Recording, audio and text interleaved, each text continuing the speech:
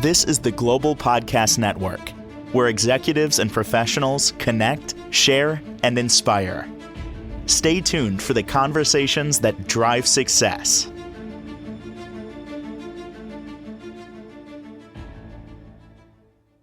Well, welcome back, everyone. We all want the same thing, I truly believe. We're all different, but we want the same thing: to live a peaceful, abundant, joyful life. Why is that so hard? Well, maybe it's right there in front of you and you don't even see it. This is part of what she does in terms of helping people holistically heal and move their lives forward in a positive way through transformation and many different modalities to get there. She is a author, a coach, a spiritual healer, a guide, a teacher. And we're going to dig into her book and so much more today with Barbara Strassman back on the program. How are you doing today? I'm doing great, Steve. I'm really looking forward to every Friday morning now. Same here, because I love your energy, and I feel the energy even coming from the room that you're in there right now. It feels good. Good. It's sacred and holy, yellow and white. You know, is that true? That's what I was told. It was a message I was given. I was told to paint the room in my entranceway because this is the healing center, the classroom, and the message I got from Ramana Maharshi was sacred and holy, gold and white. And whoa, I came home and I did it. You said, this is so weird. And this happens every time we get together. So you said yellow and white initially, and I was thinking of the house that I sold a couple of years ago, had a certain color. And I intentionally sought that color out. I can't even tell you why. But then you said gold. And that gold, was not yellow, gold. That was the color. And I tried all different colors on the wall. And it actually started with the house before that. And I never got what felt like it was right.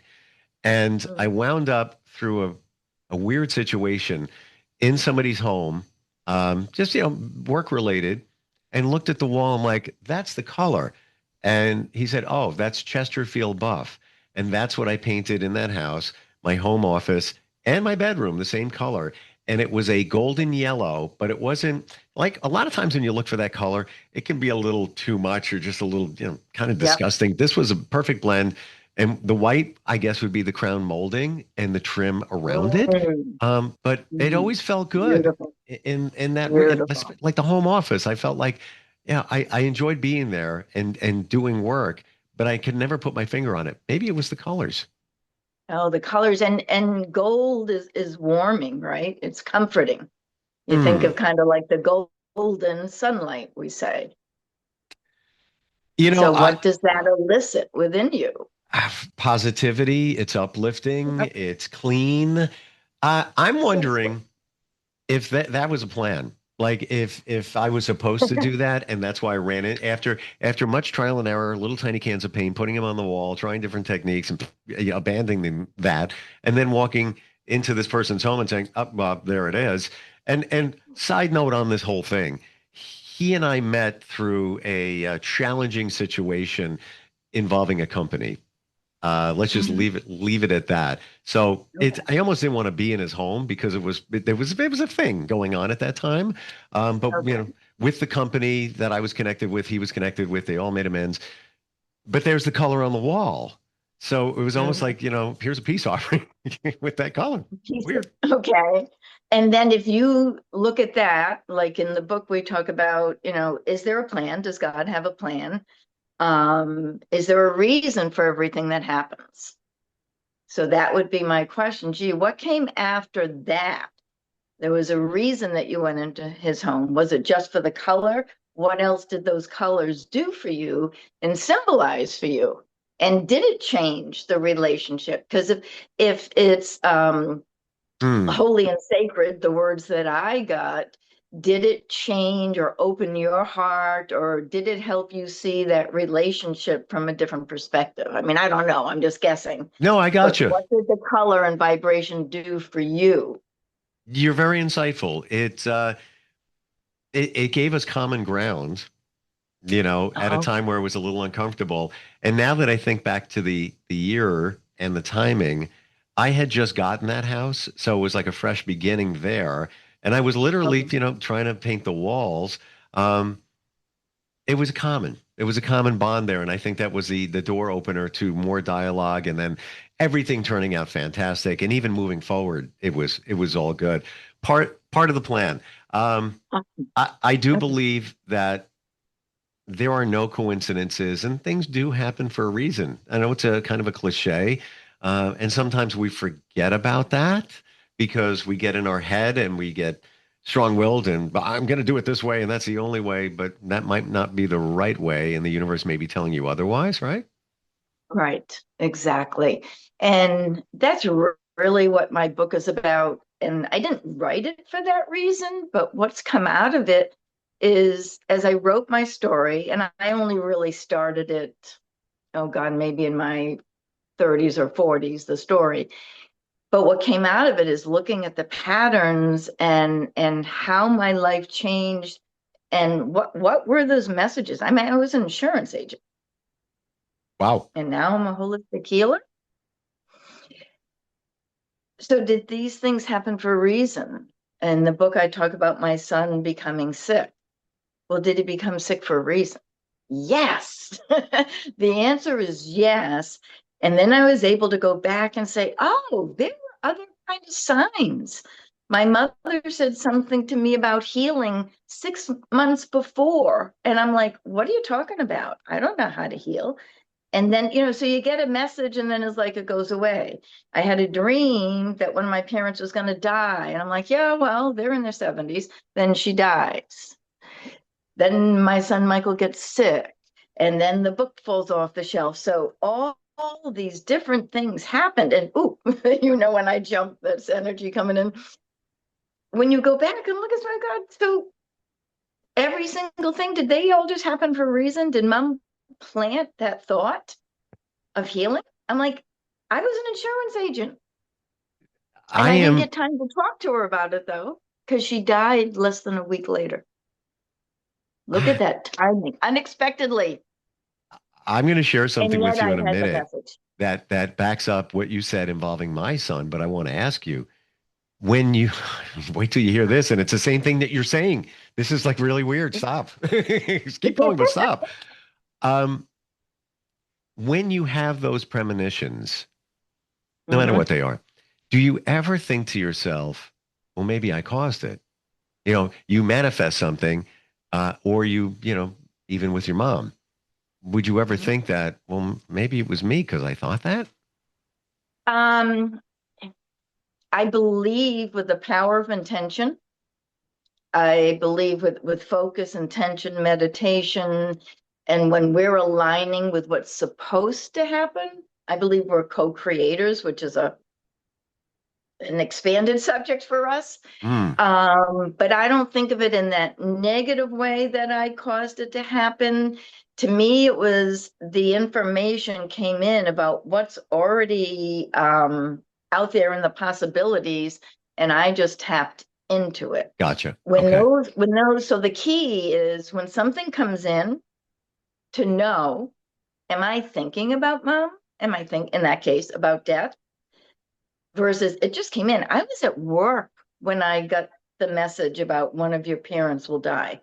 I'm at work with a table full of papers with deadlines. I was not thinking about my But parents. it hit you like a ton of bricks, right? Oh, exactly.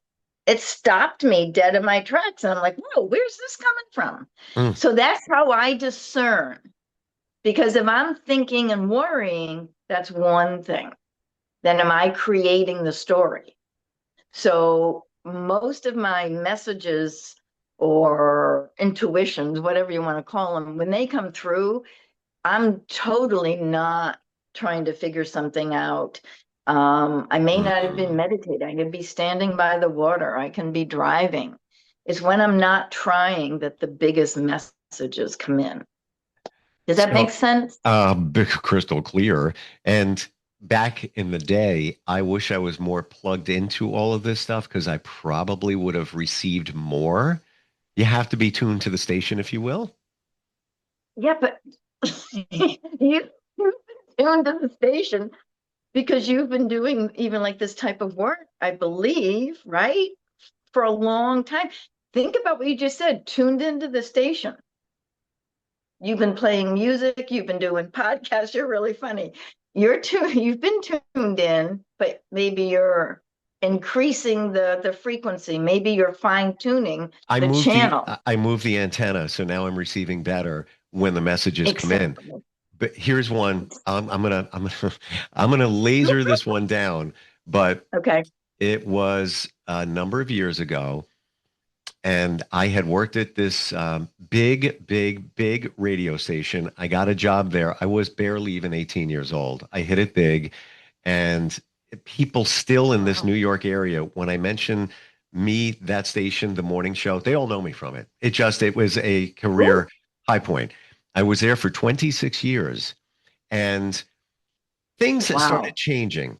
Things started changing, and I wasn't really it just was uncomfortable. They were going in a like a rude, crude direction on this radio morning show, and it just wasn't my thing. That doesn't align with me. So it felt like it was time to leave. And they offered me things in a nearby state. It was a parallel move, and after much soul searching, and again, this is I was doing this since I was a kid. I'm like, how do I let this Mhm. go? And now what am I going to do? It didn't feel right. And I woke up on a Monday and I said, Wednesday's going to be your last day. And I walked in there. I'm like, all right, Wednesday's it. I'm out of here. And they were like, what? So I left. That was Yeah. in July. Come to find out the next month that my son, who was an infant and only a few months old, had sagittal stenosis, where the brain or the skull Oh, good. fuses together and the brain can't grow.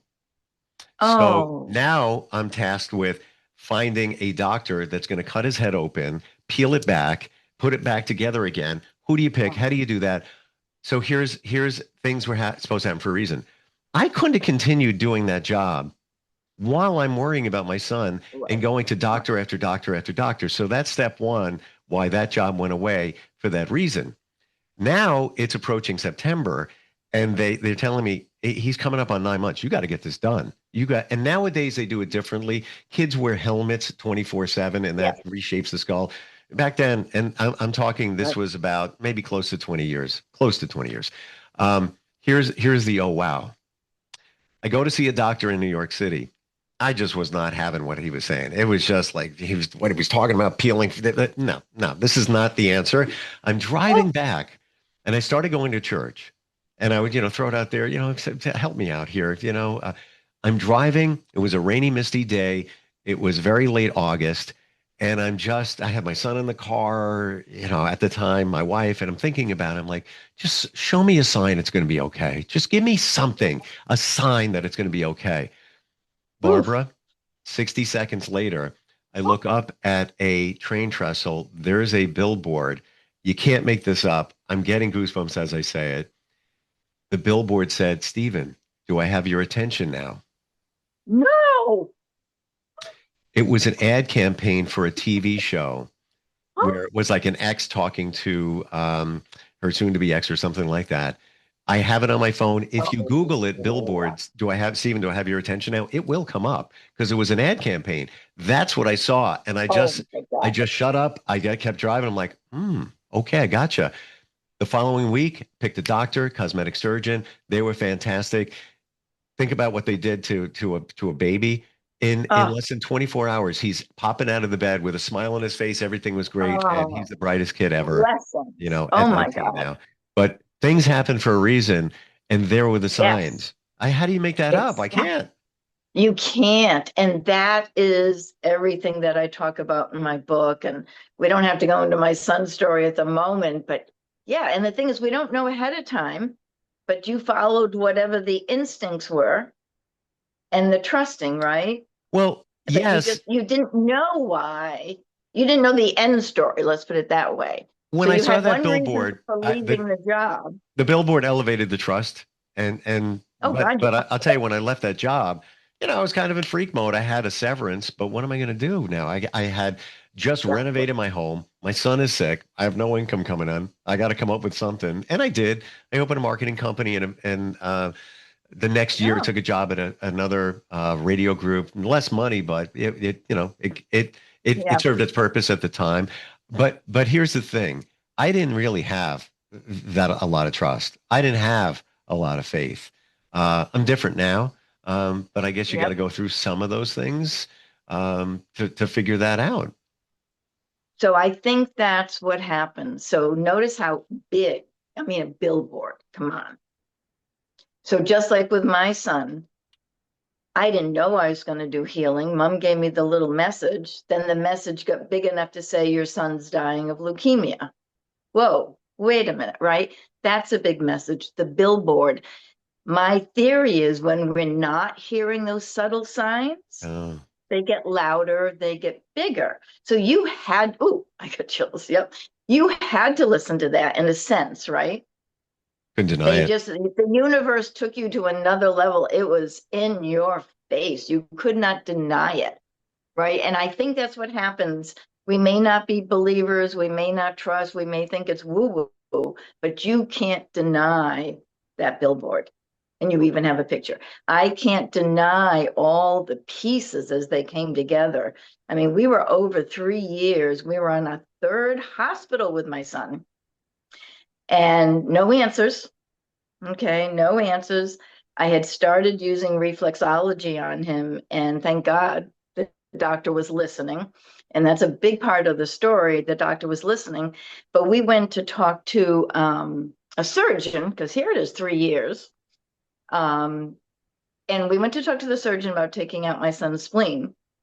And we walk out of the meeting, and my son's like, no way. I'm like, why not? He said his hands were shaking. How's he going to cut me open if his hands were shaking? But the key is I went home and I had a nephew who had a similar disease. I called my brother to say, can his son speak to my son Michael and tell him it really is okay to live without a spleen? It's possible. Do you know my nephew was in ICU? He was very, very sick. He was in New Hampshire. He could not be moved. And come to find out, this was the third time he was in dire straits because he had had his spleen taken out and things weren't working out very well. So here was the message. Oh my God, he's in ICU. They can't help him because he had his spleen taken out. So that was the message. Wow. And even when I called the doctor, he's like, oh no, we're not going to let you do that. He said, I'm sorry, we thought about it, but nope, there's something in your family. You are not taking out your son's spleen. And I said, oh, I know. We're not, because that was clear. I mean, that day that I called, my nephew was in ICU. I mean, really? What are the chances? Exactly. Again, you can't make that up. It's just right. And the skeptics, have a nice day. You can leave this podcast now. You're entitled to your feelings, but there's punch holes in anything that we're saying here. Coincidence? All right. We could say a lot of this is coincidental. We could, cut some slack there. Yeah. But really, like, I got another memory here. When I started going back to church, I was visibly upset. And I remember walking out and somebody put their hand on my shoulder. It was a woman. She goes, I'm praying for you. I see you have a heavy heart. Oh, I will never forget what she said. No. I don't know this woman. I've never seen her before. No, I never see her again. Fast forward.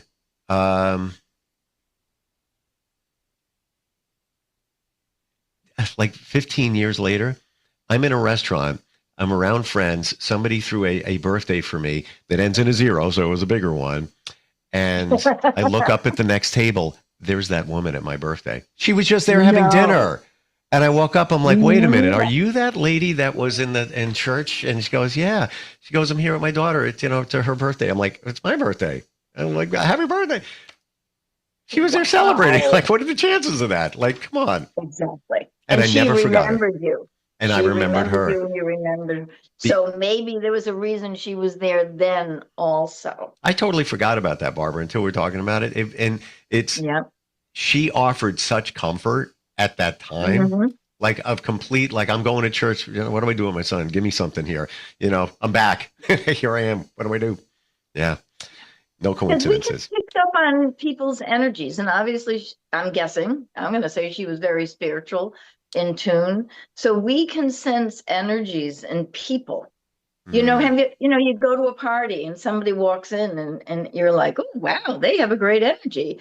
Or maybe it's, ooh, what's going on with that person? That's yep, energy. It's yep. your auric field. We all understand that. We might use different terminology, but it's what is the energy we're putting out? What is our mood? What are our thoughts? And she had that beautiful energy that she could tap into you. She had compassion. Obviously, she had compassion and love. Yeah. And even just that hand on your shoulder, that went right through you. Reassuring. And then, okay, here Yeah. we go. Never saw her again. What are the chances at a, birthday ends with a zero? And then she shows up. Oh, by the way, wasn't even in the same town. It was like 4 towns over. It wasn't like Oh, in her really? geographic area, like random. So if you were working with me or in a class, I would say, well, gee, what was going on in your life at that time, at the birthday? Were you in another major turning point on some level? Might not have been about an illness, but was there a major shift coming? Because here she is again, yet you don't need that input, or is it showing you this, look where I am now? Look Stop at what what has stop what you're transpired. doing. It drives me crazy. The answer is yes. Yeah.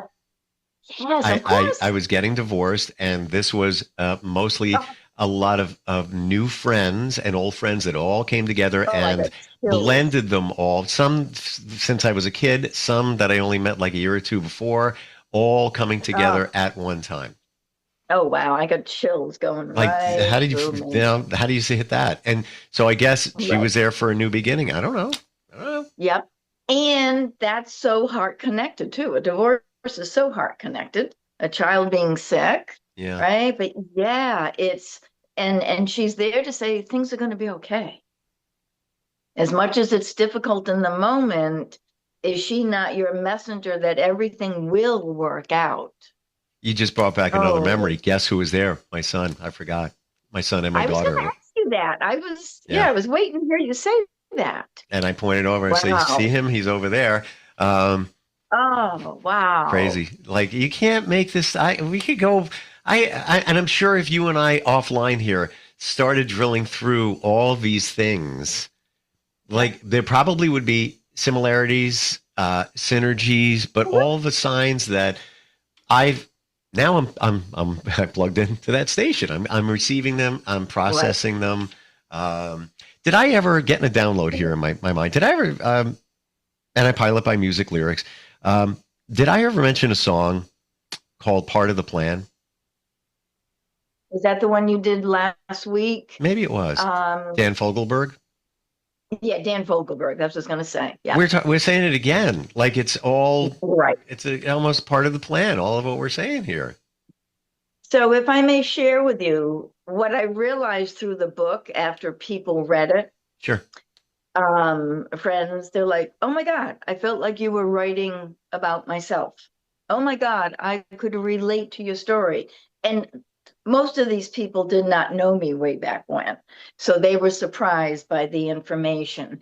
But that ties in with what you said. We really all have the same story, if you will. There's a little different details, but life is about challenges, it's about lessons. We all want the same thing as far as love and community. So really, like you said, you and I could talk forever and go on. And that's the purpose of the groups that I'm starting with the book called Conscious Conversations, is to share those stories, to see the commonality, is to bring people together. And not everybody may believe, that these are signs and messages, but to come together and see how we really are connected. Our stories, similar. We all have challenges and major life changes, and others are helping us get through it. And we have, so yeah, we're all the same. Yeah. We could talk forever. Even what we're doing here today, where you just said at that birthday party that I didn't say anything. You said, well, what was going on with that? Maybe there was something there. You somehow picked up on that it was a new beginning in a way. But now I know, though, so that I teach people how to read the signs and messages. I now know she was there for a reason. That's the way I function now, right or wrong, but that's why I ask. So I pick up on it, but I also know. I get it. They only assign a message, a person, inspiration comes at a certain moment for a reason. Ooh. Yeah. So then you started going a little bit deeper. Well, what would that reason be? Well, maybe there's something going on there, why she would be there at that time. And I didn't even share with you until after we talked about it that wasn't in the town. I moved. Right. So since then, I stopped going to that church because it was out of my town. Yeah. It's like maybe 15 minutes away now, but I wasn't part of that parish anymore. So here she is. Also in a different area. Why? Because she probably needed to be. Maybe, I don't know, no coincidences. Exactly. Whatever the information was for you. So maybe if you look back, was it really a sense of everything's going to be okay? Because the first time you met her, then everything did eventually turn out. Yeah. So did you make that connection, and maybe you made it unconsciously or consciously? More we start living this way, it becomes more conscious, and then it's like we're embodying it. I knew that she was there for a reason, but I didn't process it. But I will say this. There was comfort in her being there. But there was so much going on with these people I hadn't seen in a while, this, everything. Got a friend playing music, he's singing. I was in a restaurant. I didn't have time to focus on her. It was like, oh my gosh, she's here. I'm so glad she's here. I'm glad I saw her again. And it's around the time of her daughter's birthday. Then I was on to something else. I couldn't give it that thought like you just did years later. That's okay. Yeah, but that's the way it works. But sometimes, and that's why I journal or suggest it, because sometimes we're not even ready to put it together till years later. Sometimes I'll go back, or like when I'm writing the book, I got so much insight every time I had to reread my book to work on it. I'm like, oh my God, I'd get another clue, if you will. I'd get another insight into my own life. And so we're, I think anytime somebody writes a book, and this came up for me years ago, I had a friend who was writing a book about being an doula, helping women to give birth. And as I was working with her and she was at the very end of the book, I'm like, oh my God, you are birthing yourself. And it was so profound because she was, through the writing of the book, through the sharing of her own stories, she was evolving. Wow. In her life, in her personal development, her spiritual development. She was birthing herself. And that's what I discovered. I discovered more about myself. I'm like, who wants to read this? Amazing. I needed to read it. We're out of time. I could keep going. This is like just, whoa. The book. You must have cut it short. I'm looking at it. Actually, we're over time, but whatever. What's the best way to connect with you to learn about the book, to learn about how you can teach, you can guide, and maybe even help people have those epiphanies, even that you've done here today, where some of the things I didn't see. How do we find you? Okay, so my website, www.heartandsoulholistic.com. My books are there, talks a lot about my healing therapies. But if you sign up for the emails, you get the information on the classes, what classes I'm offering in person, Zoom, retreats, I've got a lot going on now, and that seems to be what people want right now. They want classes and community, but I do Monday through Friday private healing work. So I can help you individually go through these discussions. We tie it in with whatever healing work might be needed. So the key is with all the different modalities I have, I just say I meet you where you're at. And like the book, it starts at the beginning, and wherever you are on your soul's journey, we can work with you. Well, that's your secret weapon. You can determine what somebody needs on the fly at that moment and work with them. To end today, you have a bookmark there. Can you read that quote on that bookmark? Okay, the quote on the front is, "You are loved, so loved, that God has a plan just for you." In the back of the bookmark, the top says, "What if every moment of your life was part of a divine plan, and God is waiting for you to see it?" And then it goes on talking about the book. Mm-hmm. So it's food for thought. Yeah. I don't know all the answers. No, nobody does. And someday we'll all know. Someday we'll all know the lyrics of that song, Part of the Plan. You maybe wherever, call the other side, you'll know, or maybe it will reveal itself sooner, as I believe it has when I saw that billboard. That was part of the plan. I needed to see that, for reassurance and et cetera, et cetera. Barbara, always Can I wonderful. say one more thing? Please. Okay, so I invite you to go back to the time when that song was important for you, when you first heard it. Go back to what was going on in your life when that song made an impression on you. And then we can talk next week. That's going to be a tough one, because here's the deal. When I was younger, I would go deep into album cuts, and that's an album cut. It wasn't a hit. Yeah. I was a kid. I was a teenager. That song came out when I was 12. Because there's a pattern. Why am I talking about it now? And I would drop the needle on that thing when there were records then. And Steve, you mentioned it last week and this week, and you were 12. So we're going to look at the patterns. Age makes a difference. The patterns. You just fall right into everything that I love to talk about. I fall into your trap. I'm like, you're like, you have the web. Fell into my trap. You have a web, and I'm the bug, and you got me. I will be thinking. That's another whole discussion, right? It is a web. I will be thinking about that. Yeah, and you're right. And lately, for months, I don't watch TV. I lay in bed and I have headphones and I listen to songs that I've either played a million times or when I grew up, and they now resonate in a different way, or I see the lyrics and things I never saw before. Exactly. That's my point. Thank you. Wow. All right.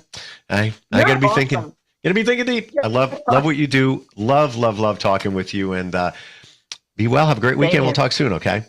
Okay. Thank you. Take care. Discover your inner light through heart-centered healing. I offer transformative therapies such as reflexology, craniosacromyofascial, somato-emotional release work, and my signature healing therapy called Divine Matrix Soul Healing. Each session is sacred, it's personal, and is truly unique. So I'm Barbara Ann Strassman. Please find me at heartandsoulholistic.com when you are ready to transform.